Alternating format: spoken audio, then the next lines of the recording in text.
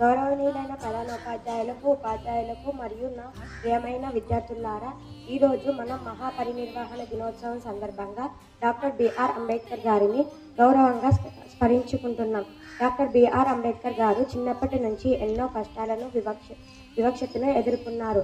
అయినా అవన్నీ ఆయనను ఆపలేదు. అంబేద్కర్ గారు విద్యను ఆయుధంగా తీసుకొని ప్రపంచంలోనే అత్యంత విద్యావంతులైన భారతీయ నాయకుల్లో ఒకరిగా మారారు.